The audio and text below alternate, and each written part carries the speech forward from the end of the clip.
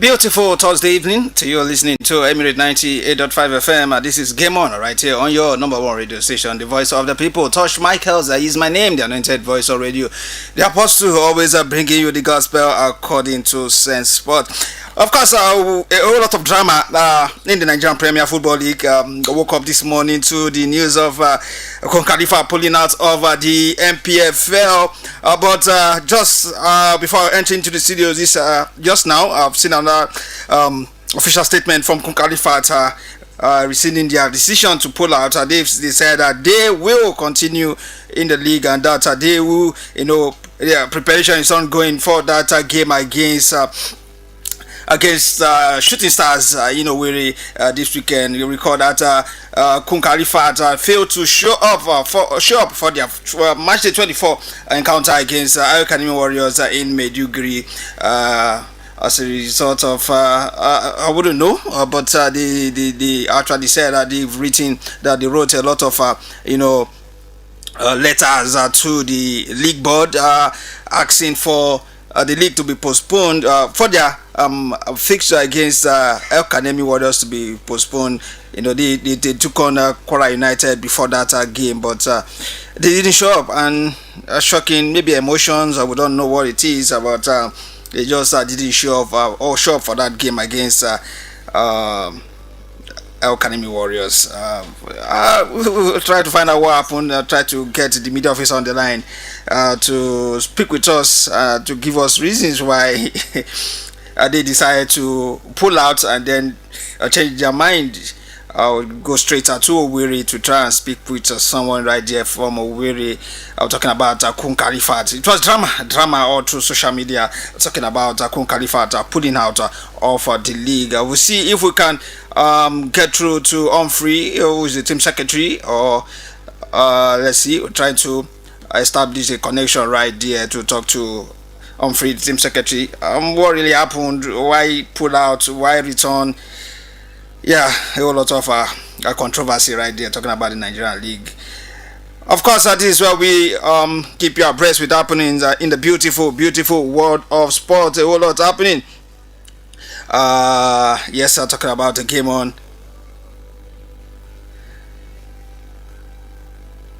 Right here on Emirate 98.5 FM. Trying to establish connections with Khalifa.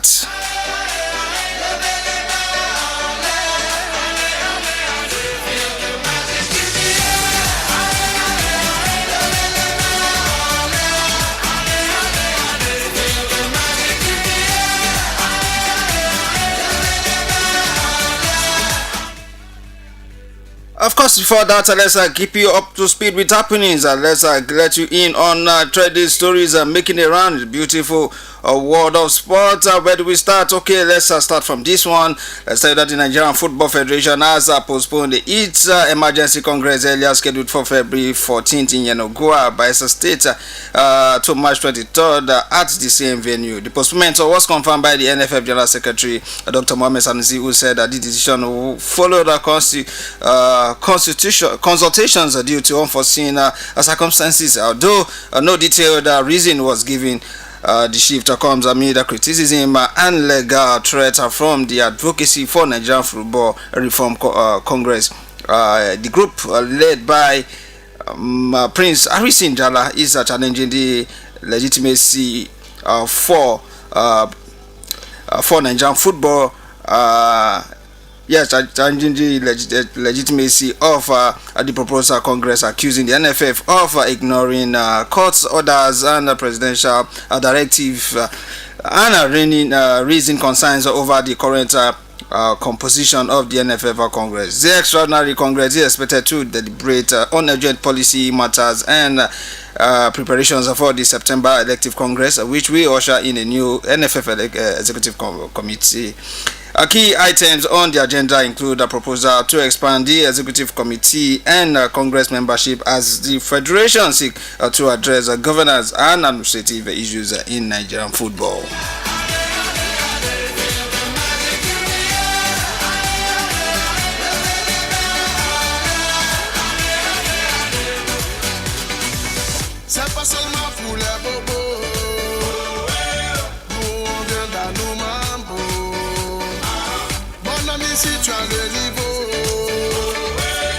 It's Game On right here on Emirate 98.5 FM.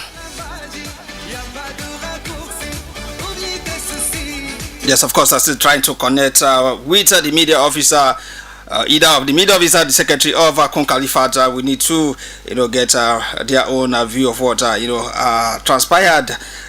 Yes, joining me right now is Cosmos Chukwemeka live from Owerri, Puyaka. Good evening and welcome to Emirate 98.5 FM Ilori. Hello. Hey, Tosh. Good evening. How you doing? Very well. Fine, thank you. Yeah, how about you? How is Owerri this evening? Yeah, we are good. Everywhere is cool, calm.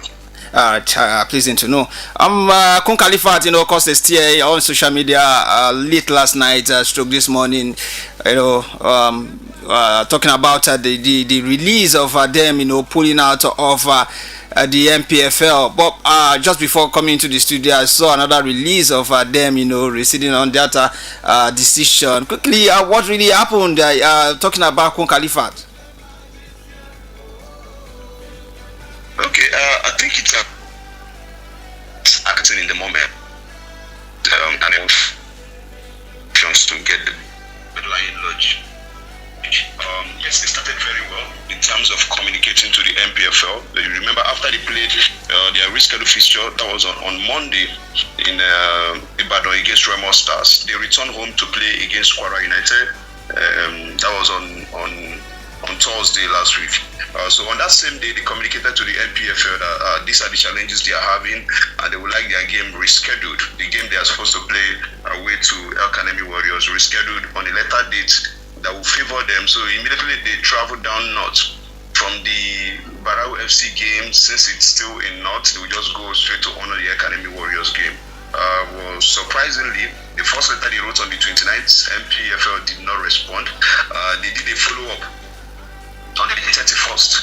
There was also no response from MPFL. Even down to the 1st of February, a day before the game, there was still no response from MPFL off.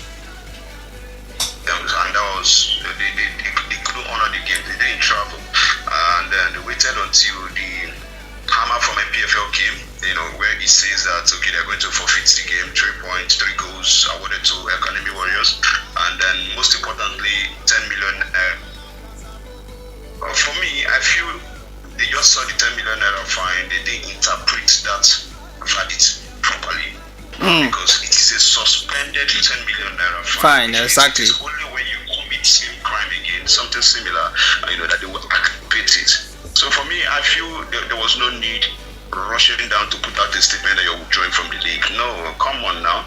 The verdict also gave room for appeal, 48 hours. 48 hours, exactly. So you could have the appeal period, to let them know that we communicated to you guys and then there was no response, which is not good. So it is, you could have responded to us and tell us you accept our complaint or not. But them also not, them also not honoring that game as well. Didn't also put the MPF in good light. What do you think? Yeah, well, if you go by that MPFL rule book, section 13B, it talks about that a club has a right to, reach out to MPFL for a possible rescheduling of a game, provided your reasons are valid. Yeah. They did that almost 4 days before the game. So what MPFL could have just done was reply them. You must communicate. Absolutely. The right to respond. That's why I feel yes, they didn't do well by not honoring the game. But MPFL also did not do well for not replying them. We've had this conversation several times, talking about private clubs, how financially stable, capable, their financial strength in taking part in MPFL, and we've also argued that government should answer football, the management of football in the country. With all this happening, don't you think it is safer to say that we need the government to run football in Nigeria?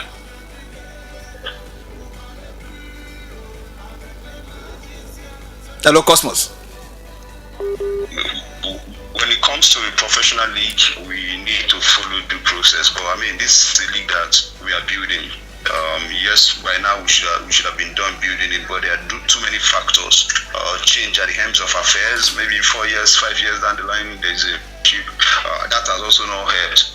But for private clubs, I mean, we also need to look at it this way from another angle. The club licensing rules, what does it state?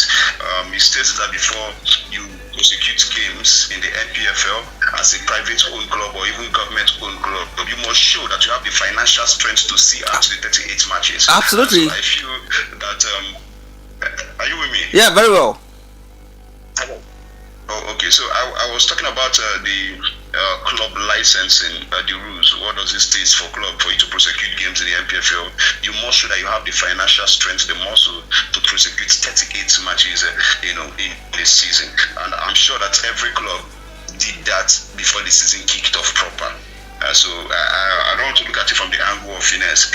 Yes, the league can do better in terms of getting sponsors for the league, so that there will be more TV right money to encourage the clubs, because some of these clubs are not getting anything in return.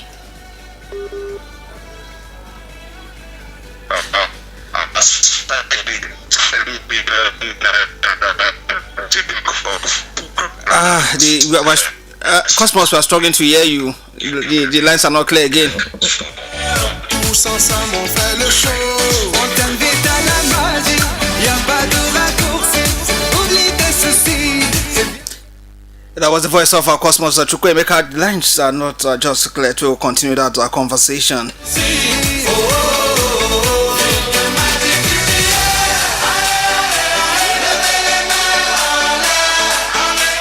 Yes, of course, I still came on right here on Emirate 98.5 FM. Tosh Michaels is my name, the anointed voice on radio, the apostle.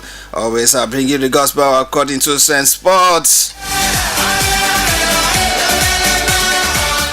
All right, we have Cosmos Chukwuemeka back on the line. Hello. Yeah, sorry. The network just wasn't friendly at all. Yeah. All right, please go on. That's Okay. I don't even know where I got cut off, but I was talking about the club. Yeah, talk about club licensing, and the finance of proof of funds before the season kicks off. You must show that you have the financial muscle to see at the 38 games in a season. Without that, of course, your club will not be allowed to, embark on the journey of playing the league, because we don't want our league stop on the way. So I feel the MPFL needs to do more in terms of TV rights to encourage the clubs, in terms of getting more sponsors to encourage the club, because 10 million naira is way too small. Aside for the winner that gets that 200 million, it's way too poor. It's not encouraging. In standard leagues, I mean, you finish from, let's say you take even down to 50 position, there is a prize or a monetary reward attached to it. So we need to get to and then the club also need to do better by sourcing for their own sponsors, getting partners, and so on and so forth. So they also need to take branding very serious, visibility very serious, because these numbers are things that will help you, to convince sponsors or partners, to do deals or do business with you. Yeah, thank you very much, Cosmos Chukwuemeka, for speaking to us live here in Ilori, Emirate FM, right? Thank you very much. We just wish Akun Khalifa the best of luck. We hope they don't miss out on any other game going forward. We hope so too. Hope that they get to start on a winning note against the Shooting Stars. They've already dropped their statement, so they are ready. And we hope they've learned from this and they will not make the mistake. But it is very bad not to honor a game. I will never support such. It brings the league to disrepute. Absolutely. Thank you very much.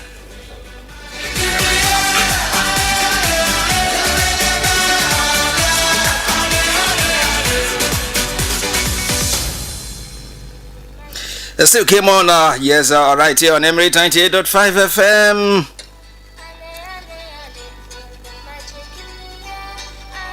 Alright, some other news. Let's tell you that inspectors from the Confederation of African Football have completed assessment of Nigerians' proposed host venues for the final phase of the 2025-2026 African Schools Football Championship. Praising the facilities in Remo as exceptional, the 7-member CAF delegation spent 2 days evaluating infrastructure sporting equipment, medical provisions, accommodations, logistics, and security at the Remo Stars Sport Institute for Institute, FCA BD Stadium and Bangkok University facilities. CAF officials are led by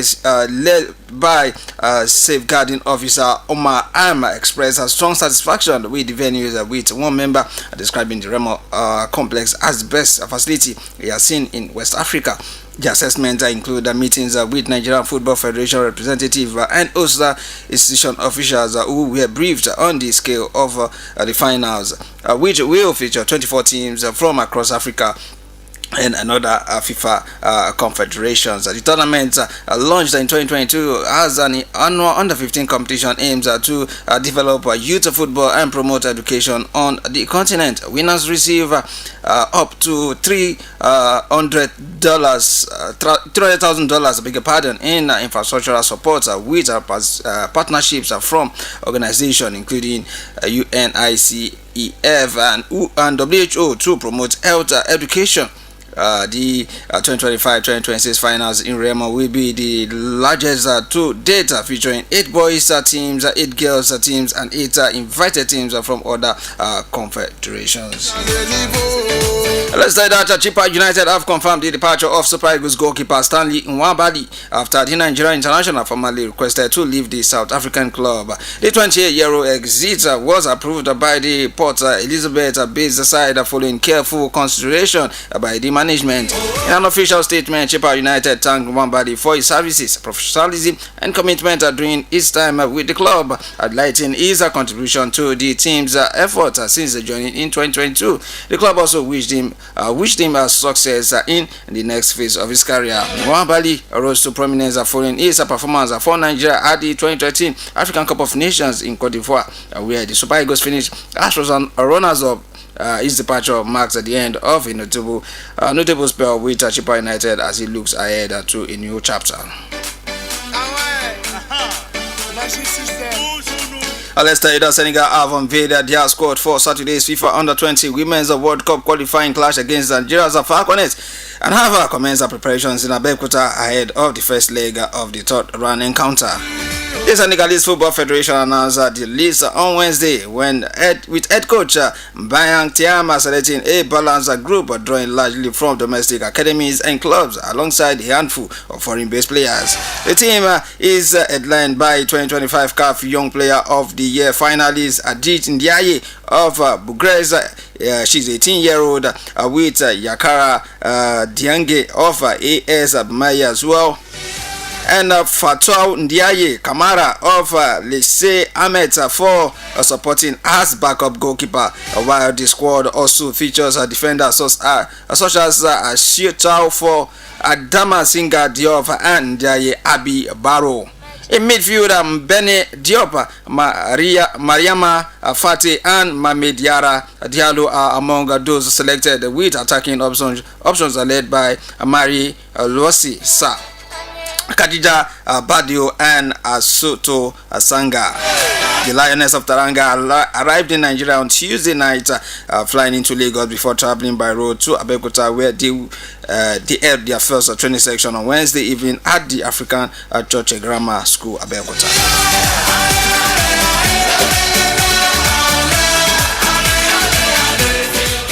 The Heritage Boxing Entertainment will stage the present belt a Pan-African Professional Boxing Championship in April, featuring fighters from Nigeria and across. The event is organized in honor of Aja Abibatu Ashabi Magaji, mother of President Bola Tinubu, and is supported by the Gbaja 4 Governor Group. The championship will bring together some of Africa's top boxing talent, including undefeated middleweight champion Oluwatobi Samson, ABE National Championship Chiwendu Flash Aka Lusa, Nigerian shoulder Godwin Ambrose, and Senegal's Pape So. Other boxers from Nigeria, Benin Republic, Togo, and the United States are also expected to compete.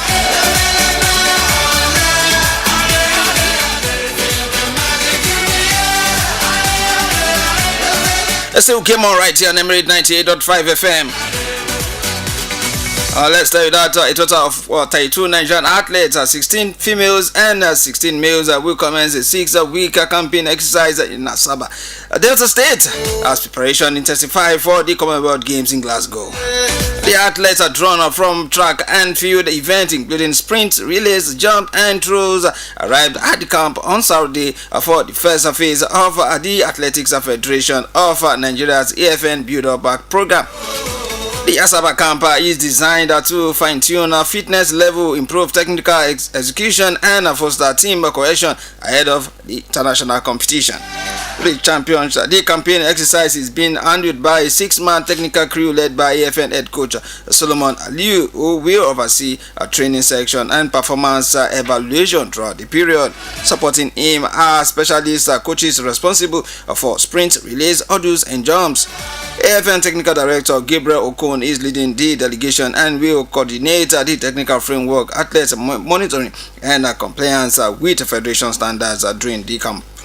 The President of AFN, Chief Tonobo Gokowa, says that the 6-week program will help identify athletes in peak condition while laying a solid foundation for subsequent phase of preparation as Nigeria target a strong showing at the Commonwealth Games in Glasgow. Gokowa stated that the AFN remains optimistic that the Asaba camp will sharpen the athletes' competitive edge and position Team Nigeria for podium success at the global stage.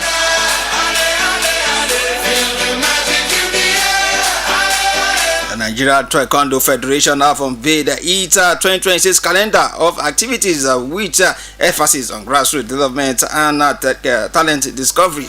The calendar was presented and approved at the Federation's board meeting held at the MKO Abiola National Stadium, Abuja. In the communique shared with our correspondent, the board reserved that zones should be encouraged to organize more tournaments to scout for young athletes. It was also agreed that zonal national camps be held to select players for the national camp and discover talent. Board members agreed to scout for young athletes with good physical attributes who can become great taekwondo athletes in the future.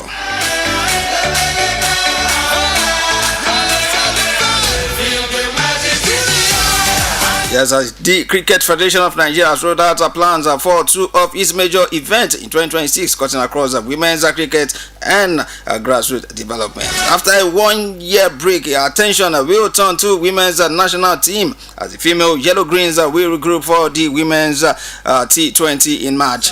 The tournament, which began as a bilateral series with Rwanda, was not held last year due to the busy calendar of the NCF.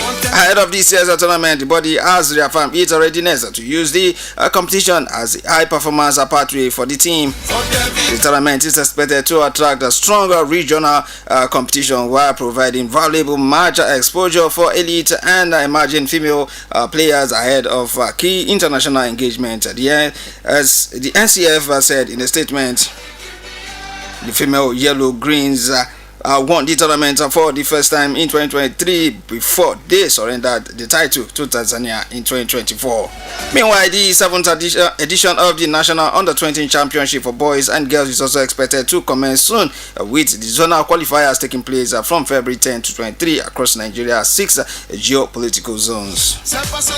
The National Under-17 Championship has been a pathway for discovering a new cricket talent in the country, with many of them representing the country proudly at the last edition of the ICC Women's Under-19 T20 World Cup in Malaysia. Of course, that's why I tried to continue the show this evening. The game on right here on Emirate 98.5 FM. It will make a return on Monday through Thursday. Keep listening to Emirate 98.5 FM. Do not go nowhere. Yes, of course, that's the end of game 1 for this week. We'll return on Saturday for Sport Express from 12:15 to 1 p.m. and Sunday the Sport Parliament 1 p.m. to 2 p.m. Tosh Michaels remains my name. Do not go nowhere. Do enjoy yourself. Good night.